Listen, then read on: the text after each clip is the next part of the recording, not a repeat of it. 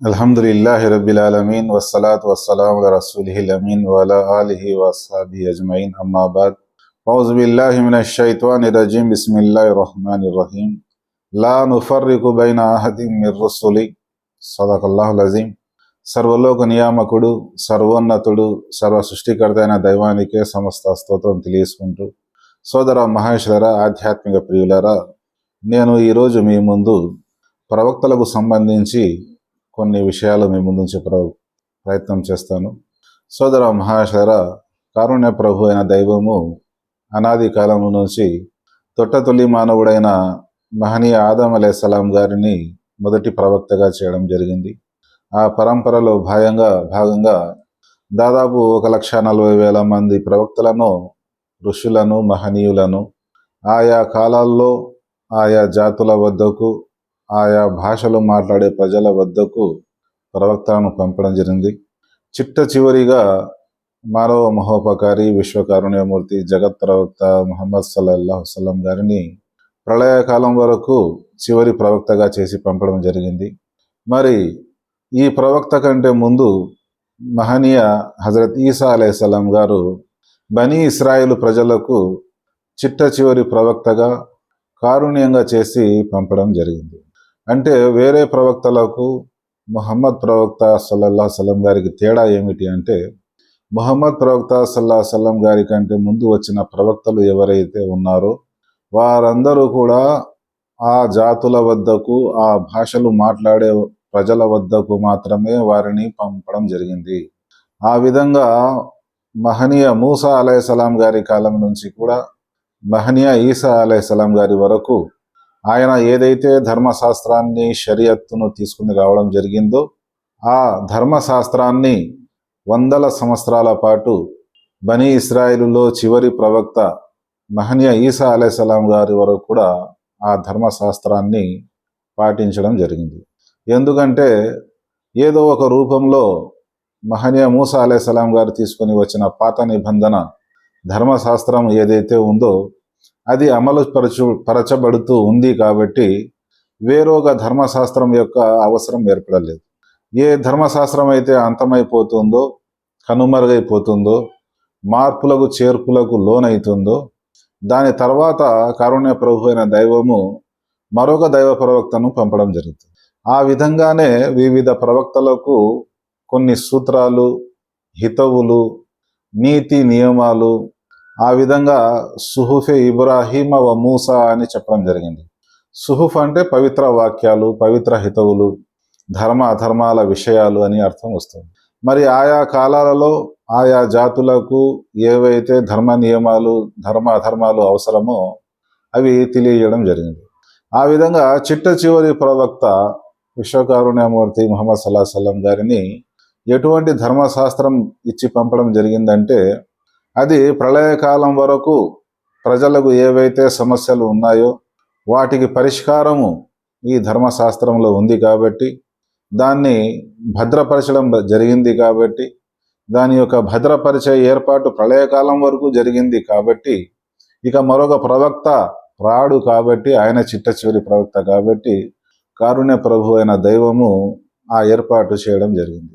మరి చాలామంది అవివేకులు ప్రవక్తలు ఎందుకోసం వస్తారో సరైన విషయ అవగాహన లేని కారణంగా వారి స్థానాన్ని దిగజార్చడము, కించపరచడము, వారు చెడు కార్యాలు చేశారు అని నిందలు వేయడము, వారిని విమర్శించడము, అదేవిధంగా వారి యొక్క గొప్పతనాన్ని, వారి యొక్క మహిమలను పొగుడుతూ వారి యొక్క స్థానాన్ని ఉన్నతం చేయడము, దైవత్వాన్ని ఆపాదించడము, ఇవన్నీ కూడా ఈరోజు మనము మన సమాజంలో చూస్తూ ఉన్నాము.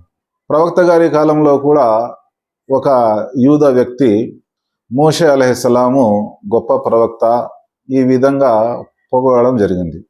అదేవిధంగా ఒక ముస్లిం వ్యక్తి కూడా మా ప్రవక్త కూడా మూసా అలైహిస్సలాం గారి కంటే గొప్ప అని ఇద్దరు వాదులాడుకోవడం జరిగింది.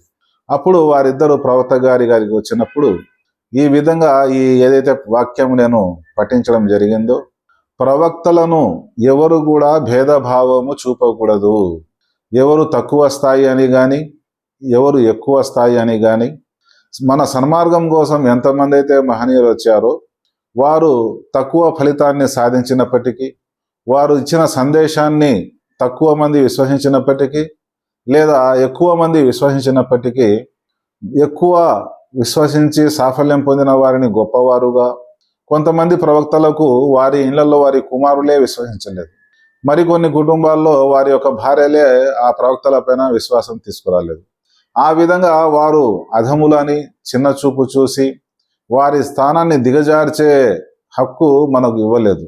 అందుకోసమే ఎవరైనా ఒక వ్యక్తి విశ్వాసి కావాలి అంటే, ముస్లిము కావాలి అంటే మహనీయ ముహమ్మద్ సల్లల్లాహు సల్లం కానీ, ఈసా అలైహిస్సలాం కానీ, మూసా అలైహిస్సలాం కానీ, అబ్రహాం అలైహిస్సలాం కానీ, దావీదు అలైహిస్సలాం కానీ, ఏ ప్రవక్త అయినా కానీ వారందరి సమానం, వారందరి యొక్క స్థానము ఉన్నతమైనది.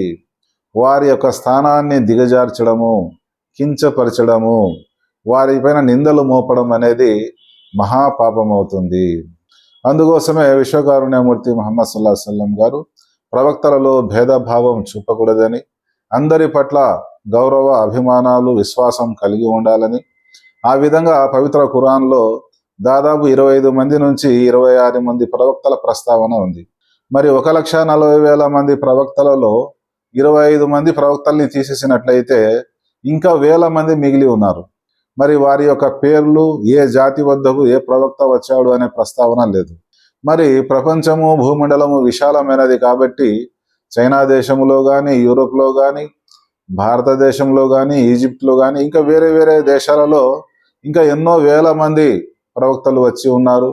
వారి యొక్క ప్రస్తావనలు, వారి యొక్క చరిత్ర, వారి యొక్క పేర్లు అన్నీ తెలుసుకోవాలంటే మనిషికి సాధ్యం కాదు. కాబట్టి అందుకోసమే ప్రియ ప్రవక్త ముహమ్మద్ సల్లల్లాహు అలైహి వసల్లం గారు ఏమన్నారంటే, ఈ ప్రవక్తలను విశ్వసించడంలో అసూయ ద్వేషాల కారణంగా, జాతి దురహంకారం కారణంగా ఏ ప్రవక్తను కూడా తిరస్కరించకూడదు. 1,40,000 మంది ప్రవక్తలలో ఒక ప్రవక్తను తిరస్కరించినా గాని అతను విశ్వాసి కాలేడు అని ప్రవక్త సల్లల్లాహు అలైహి వసల్లం గారు తెలియజేశారు. ఆ విధంగా పవిత్ర ఖురాన్లో యూదులు మహనీయ ఈసా అలైహిస్సలాంని విశ్వసించని కారణంగా మార్గభ్రష్టులైపోయారు. దేవుని యొక్క ఆగ్రహానికి, దేవుని యొక్క శిక్షకు గురి కావడం జరిగింది. అదేవిధంగా క్రైస్తవులు చివరి ప్రవక్త ముహమ్మద్ సల్లల్లాహు అలైహి వసల్లంను విశ్వసించకపోయిన కారణంగా వారి యొక్క విశ్వాసము పరిపూర్ణం కాలేదు. కానీ ముహమ్మద్ ప్రవక్తను విశ్వసించిన విశ్వాసులు ఎవరైతే ఉన్నారో, ముస్లిములు ఎవరైతే ఉన్నారో, ఎవరిని కూడా జాతి భావము, భాష, ప్రాంత దురభిమానాలను విడిచిపెట్టి అందరినీ విశ్వసించవలసిందే. కాబట్టి ఏ ప్రవక్తలో కూడా ముస్లిములు భేదభావము చూపరు. అందుకోసము సంకుచిత మనస్తత్వాన్ని విడిచి ఉన్నత భావాలను నిర్మించుకొని ఉన్నతంగా ఆలోచించి ప్రవక్తల సందేశం ఏదైతే ఉందో, వారు ఏమైతే బోధనలు బోధించారో, దేవుని ఏకత్వం గురించి, దైవ దైత్వం గురించి, దైవ గ్రంథాల గురించి, పరలోకం గురించి, మంచి చెడు అదృష్టం గురించి, దైవ దూతలను విశ్వసించడం గురించి తెలియజేయడం జరిగింది.